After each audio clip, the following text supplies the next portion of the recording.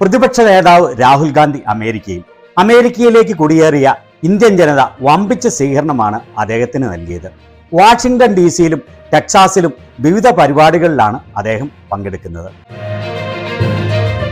എയർപോർട്ടിൽ വന്നിറങ്ങിയ അദ്ദേഹത്തെ രാഹുൽജി എന്ന വിളികളോടുകൂടിയും ഇന്ത്യ എന്ന വിളികളോടുകൂടിയുമാണ് ജനങ്ങൾ ആവേശപൂർവ്വം വരവേറ്റത്.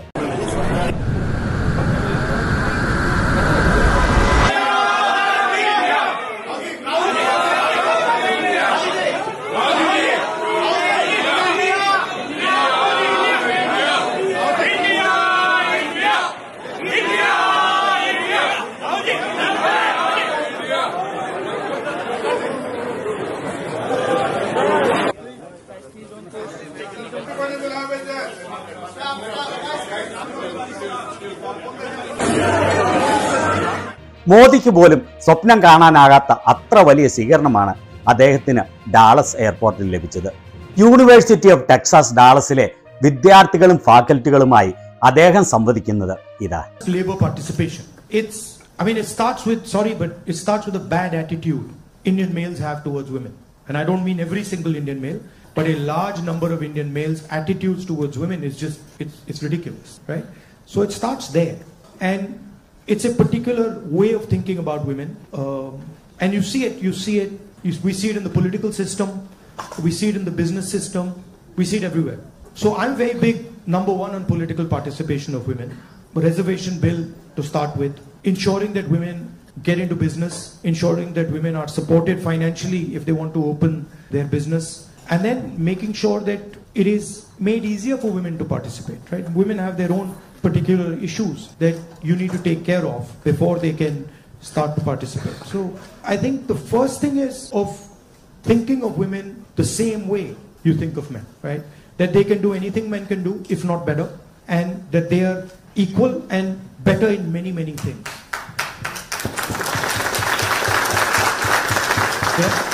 Also, by the way, this is part of the ideological fight between the BJP and us, right? The BJP and the RSS believe women should be restricted to a particular role. They should stay at home, they should cook the food, they should not talk too much, and we believe that women should be allowed to aspire to whatever they want to do. The first question to ask is, why were we walking 4,000 kilometers? What created the need for us to do this? And the reason is that all avenues of communication in India were shut. Every single avenue, no matter what we did, it was all shut. We spoke in parliament, that's not televised. We go to the media, they don't pick up what we say. We even go with documents to the legal system, nothing happens. So all our avenues were shut. And for a long time, we literally couldn't understand how to communicate. And then suddenly we hit upon the idea कि भाई अगर media आपको लोगों के पास नहीं ले जा रहा, इंस्टीट्यूशनल सिस्टम आपको लोगों के पास नहीं ले जा रहा, तो फिर डायरेक्टली चले जाओ. And then what better way to go directly than to literally go walking across the country? And so that's what we did. And I must tell you, in the beginning itself, I had a little bit of a knee problem. So 3-4 days into it, I was like, "Ye kya kar diya?" I was like, because you get up in the morning, I go running, and so you get up in the morning and you say, "Okay, I'm going to go run 10 kilometers," and they're like, "ठीक है." And then you get up in the morning and you say, "I got to walk 4,000." It's a completely different paradigm, So there was moments of that, okay, this is quite a big thing. But it went surprisingly easy. It was not difficult at all. It fundamentally changed the way I think about my work. I would say that it completely changed how I view politics, how I view our people, how I communicate with our people, how I listen to people, and not just me. There were many people involved in the yatra, and all of us. And to me, the most powerful thing that happened organically on its own, we didn't actually do it, it just happened, was that we introduced, certainly for the first time in India, possibly for the first time in many, many countries, the idea of love in politics. And this seems strange, it's a strange thing, because you look at the political discourse in most countries and you will never find the word love in that discourse. It just doesn't exist anywhere. You'll find hatred, you'll find anger, you'll find unfairness, you'll find corruption, you'll find all these words, but you will never find the word love in the language. And the Bharat Jodo Yatra actually introduced that idea into the Indian political system, and it has amazed me how that idea has worked. Every time you get a new technology, the argument is made that it's going to take jobs away. When computers first came, it's going to take jobs away. When calculators first came, it's going to take jobs away. ATMs came, it's going to take jobs away. Okay, this is a fact. Now, what happens is, it does take jobs away from some people and then transfers them to other people, right?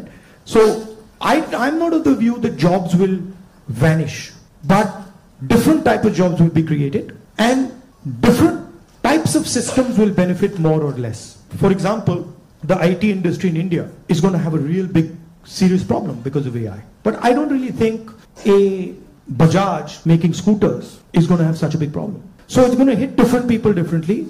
It's going to take away some jobs. It's going to add some jobs. And if you're positioned properly, it's an opportunity. And if you're positioned badly, you're in trouble. I mean, I remember Mr. Vajpayee gave a speech that Indians don't need computers. And somebody else gave a speech that Indians don't need English. Computers created millions of jobs in India. It's a fact. So it depends. It depends how flexible you are and how well you're looking at the future. You've heard of the Eklavya story? Yes. If you want to pin down what is happening in India, it is millions and millions of Eklavya stories every single day. The people with skill, their thumbs are being cut off. They're not being allowed to operate. They're not being allowed to thrive. And it's happening across the board. So respect for skills, supporting skills financially through technology, that's how you'll unleash India's power. You're not going to unleash India's power by empowering 1%, 2% of India. You know, it's not interesting for me. I'm very passionate about this. You know, I'll give you an example. Sometime back when we were in government, we were talking about skill development. And the gentleman who was running, he was appointed by Manmohan Singh ji for skill development. He came to see me and we were having a conversation. And he was explaining to me how he was going to build ITIs, and he was going to put trainers inside ITIs, you know, for plumbing, for hair cutting, for carpentry, for stuff like that. And I was listening to him, and I asked him a question. And what I said was, look, you're building these ITIs. And I gave him an example. I said, let's say you want to train 1 million barbers. Now, in your model, what you're going to do is you're going to have these ITIs, whatever, 1,000 of them across the country, and you'll train these barbers. But that's not where the barbers' skills lie. That ITI is not where the barbers' skills are. The barber skills are with the barbers. So I said to him, why don't you do this? Why don't you set up certification centers and then go to every single barber in India and say, listen, this is what we'd like you to train. For every guy you send to our certification center, we'll give you X amount of rupees. So let's say you have, whatever, 1 million barbers in India. And you go to 1 million barbers and you say, listen, you guys have the skills. We want to train barbers and now start training barbers. And for every guy you train, send him to the certification center. And the moment we find that he's certified, and he has been sent by you, we pay you. How long will it take you to 1 million barbers? 2 months? 3 months? Right? He just looked at me as if I was crazy. Right? Because for him, the skill isn't there. The skill isn't the ITI. But actually the skill is with the barbers, with the plumbers, with the carpenters. Those guys have the skill. That's the skill network. So why are you not using it to train? Just recently I was driving past Sultanpur and I walked up to this shoemaker. It was amazing because the guy says to me, you know, I said, what's your biggest problem? He says, I've been working here for 40 years and nobody has ever respected me. So he says to me, the only man who has ever respected me is my father. So I was thinking about this. And then he says to me, you know, there was this scheme. And they said that, you know, they've got this scheme for shoemakers. It was in Lucknow somewhere. So he says, so I, you know, went to Lucknow. And I said, so what do? They said, well, they said they're going to teach me how to make shoes. He says, but I've been making shoes for 40 years. And I could teach those people how to make shoes. So it's a fundamental disconnect with where the skills are. There's no shortage of skills in India. There's shortage of respect of skills in India. So you want to find the best carpenters in the world, they're sitting in India. But nobody respects their skills. Nobody actually tells them we believe in you and we want you to build something. So you can't build industry without respecting skill.